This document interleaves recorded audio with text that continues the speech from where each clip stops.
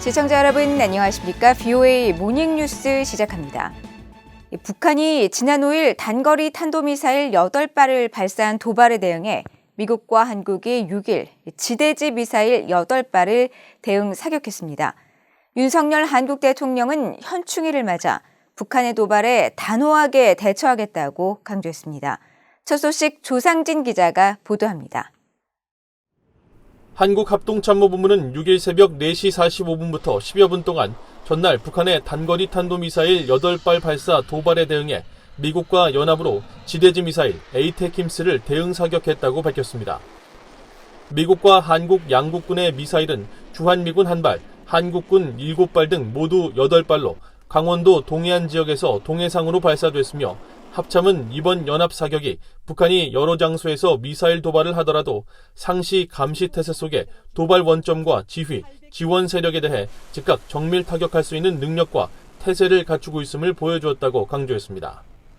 미국 인도태평양 사령부와 주한미군 사령부도 한국 합참 발표 후 성명을 통해 주한미군과 한국군은 미한 연합군이 위기 상황 속에서 신속하게 대응하는 능력을 보여주고자 실사격 연합훈련을 했다면서 미한 동맹은 한반도와 인도태평양 전역의 평화와 번영을 위해 헌신하고 있으며 한국 방어에 대한 미국의 약속은 철통 같다고 강조했습니다.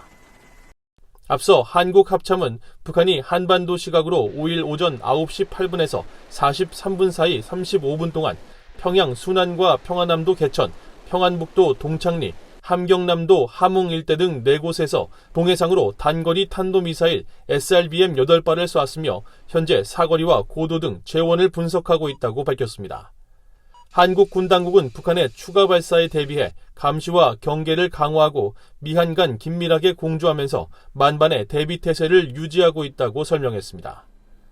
북한의 탄도미사일 도발은 올해 18번째이자 지난달 25일 대륙간 탄도미사일 ICBM 화성 17형 추정 미사일을 발사한 지 11일 만입니다. 북한이 한꺼번에 8발의 탄도미사일을 발사한 것은 이번이 처음인 것으로 알려졌습니다. 이런 가운데 윤석열 한국 대통령은 6일 서울 현충원에서 열린 추념식에서 북한의 이딴 핵과 미사일 위협을 규탄하며 강력한 대응 의지를 밝혔습니다. 북한의 핵 미사일은 한반도는 물론 동북아와 세계의 평화를 위협하는 수준에 이르고 있습니다. 우리 정부는 북한의 어떠한 도발에도 단호하고 엄정하게 대처할 것입니다. 북한의 핵과 미사일 위협을 억제하면서 보다 근본적이고 실질적인 안보 능력을 갖춰 나갈 것입니다. 윤 대통령은 앞서 5일에도 북한의 미사일 발사 직후 김성한 국가안보실장 주재로 열린 NSC 국가안보보장회의 상임위원회 결과를 보고받고 상시 대비 태세를 확고하게 유지하고 미한 미사일 방어 훈련을 포함한 연합 확장 억제력과 연합 방위 태세를 지속적으로 강화해 나갈 것을 지시했습니다. VOA 뉴스 조상진입니다. 미국 정부는 북한의 탄도미사일 발사 이후 북한을 강하게 규탄했습니다. 일본 정부도 북한을 규탄하며 용납할 수 없는 일이라고 규정했는데 앞서 미국은 B-1B 전략 폭격기 4대를 괌 기지에 배치한 것으로 파악됐습니다. 함지하 기자가 보도합니다. 미국 국무부 대변인은 북한이 탄도미사일 8발을 발사한 데 대해 북한의 계속되는 도발은 모든 국가에 위협을 가하고 영내 평화와 안보를 훼손한다고 비판했습니다. 국무부 대변인은 북한의 이번 단거리 탄도미사일 발사에 대한 BOA 논평 요청에 지금은 구체적인 세부 사항에 대해 언급할 수 없다면서 이같이 밝혔습니다. 그러면서 여러 유엔 안보리 결의에 대한 북한의 노골적이고 반복적인 위반을 규탄하는 데 동참하고 모든 관련 유엔 안보리 결의에 따른 의무 이행은 국제사회의 책임이라고 강조했습니다. 일본 정부도 북한을 강력하게 규탄했습니다.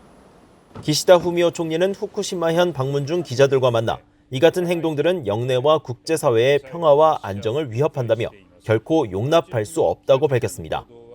기시노부오 일본 방위상도 우리는 결코 이 같은 행동을 용인할 수 없다는 입장을 내놨습니다. 일본 정부는 중국 베이징에 있는 외교 채널을 통해 북한에 항의했다고 발표했습니다. 이런 가운데 미국의 B-1B 전략폭격기 4대가 태평양 괌에 배치됐습니다. 미국의 민간 위성업체 플래닛랩스가 4일 공개한 사진을 보면 4대의 B-1B 전략 폭격기가 괌 앤더슨 공군기지 활주로에 서 있습니다. B-1B 전략 폭격기 배치 목적은 즉각 알려지지 않았습니다.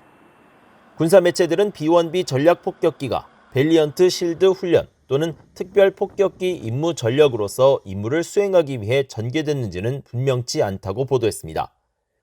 앞서 미국은 지난 2020년 괌에 상시 전진 배치시켰던 B-52를 미국 본토로 옮기고 향후 필요한 시점과 영내 수요에 따라 전략 폭격기를 일시적으로 전개하는 이른바 역동적 병력 전개로 전환한 바 있습니다.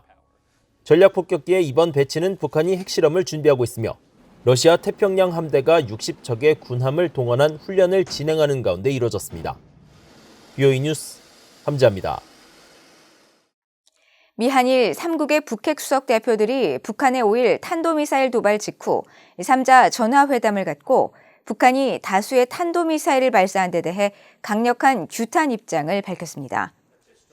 성김 미국 국무부 대북특별대표와 김건 한국 외교부 한반도 평화교섭본부장, 후나코시 다케이로 일본 외무성 아시아대양주 국장은 5일 북한의 미사일 발사 후 열린 3자 전화회담에서 북한이 여러 지점에서 다수의 탄도미사일을 발사한 것을 강력히 규탄한다고 밝혔다고 일본 외무성이 전했습니다. 또 북한이 핵과 미사일 활동을 강화하고 있는 것은 국제사회에 대한 명백하고 심각한 도전이라는데 세 나라가 뜻을 같이 했다고 전했습니다. 이어 미한일 3국은 유엔 안보리 결의에 따른 북한의 완전한 비핵화 실현을 위한 안보 협력을 비롯해 영내 억지력 강화 방안에 대해 논의했으며 유엔에서의 대응 등 외교적 대처 방안을 포함해 미한일 3국이 북한 문제에 대해 계속 긴밀히 공조해 나간다는데 일치된 입장을 재확인했다고 밝혔습니다. 북한이 지난 5일 탄도미사일 8발을 발사한 가운데 미군과 일본 자위대가 이날 합동훈련을 실시했습니다. 미국 인도태평양 사령부는 5일 보도자료를 통해 미군과 일본 해상자위대가 영내 위협에 대응하고 미일 동맹의 준비태세를 과시하기 위해 탄도미사일 방어훈련을 실시했다고 밝혔습니다. 이어 이번 훈련을 통해 강력한 미일 동맹을 기반으로 한 억제와 또 대응 능력을 더욱 강화했으며 양국군은 국가를 방어하고 영내 위협에 대응하면서 영내 평화와 안정을 더욱 강화하기 위해 일상적으로 협력하며 높은 수준의 작전 준비 태세를 유지하고 있다고 강조했습니다. 일본 방위성도 이날 보도자료를 통해 최신 이지스 레이더 체계를 갖추고 있는 해상자위대 소속 아시가라 구축함이 이번 훈련에 참여했다고 발표했습니다. 이에 대해 일본 언론은 이번 훈련이 북한의 탄도미사일 발사에 대응해 이루어진 연합훈련 차원일 가능성이 크다고 전했으며 앞서 미국과 일본의 전투기들은 북한이 지난달 25일 탄도미사일을 발사한 직후에도 한반도 동해상에서 합동 공중훈련을 실시했습니다. 중국이 미한 협력을 강화하고 있는 한국을 겨냥해 경제적 강압이나 보복에 나서면 바이든 행정부는 한국을 적극 보호할 것이라고 미국 전문가들이 전망했습니다. 특히 같은 뜻을 가진 국가들과 함께 한국에 대한 중국의 보복에 공동 대응하는 방안이 모색될 것이라는 분석입니다. 조은정 기자가 보도합니다. 조 바이든 대통령의 한국, 일본 순방 당시 출범한 인도태평양 경제 프레임워크 IPEF에 한국의 회원국에 동참하며 미국과의 경제 공조 강화 의지를 분명히 하고 있습니다. 이에 따른 중국의 경제 보복과 압박 가능성과 관련해 에반스 리비어 전 국무부 동아태 담당 수석 부차관보는 사드 사태 당시 트럼프 행정부가 한국 보호에 적극 나서지 않았던 점을 지적하면서 그와 대조적으로 바이든 행정부는 모든 노력을 기울일 것이라고 전망했습니다. I think the Biden administration, since organizing the region around common principles and common concerns, since that is the centerpiece of the administration's policy in the region, if China begins to shut down its markets for certain products or certain Korean exports, we and or other countries that are sympathetic to South Korea could take measures to ensure that our markets remain open or are opened even more to some of those exports. 실제로 최근 백악관 고위 관리는 한 토론회에 참석해 중국의 경제적 강압 문제에 대해 중요성을 인지하고 있다며 대응 의지를 밝히기도 했습니다. There is no question that this is a big issue in the ROK. We know that. And, these are discussions that we've been having with the ROK since the beginning of the Biden administration because we recognize that China's economic coercion is a reality. It's not just a reality in the ROK that the ROK has had to deal with. It's a reality that other countries have had to deal with as well. 이와 관련해 스콧 스나이더 미국 외교협회 미한정책국장은 중국이 한국에 대해 어떤 조치를 취할지는 아직 예단할 수는 없지만 바이든 행정부는 동맹과 연대해 대응할 것이라며 강력한 완충책을 구축할 것으로 예상했습니다.